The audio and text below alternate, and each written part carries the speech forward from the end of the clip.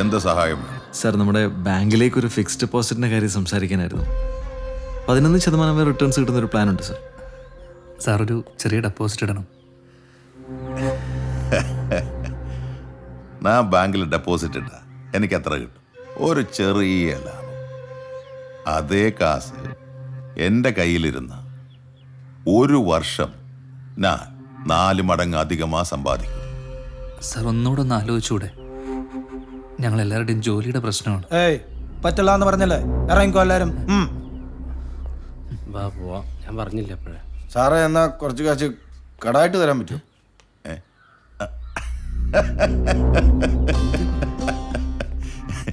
സാധാരണയായി ഞാൻ ഈ നാട്ടുകാർക്ക് കടം കൊടുക്കാം.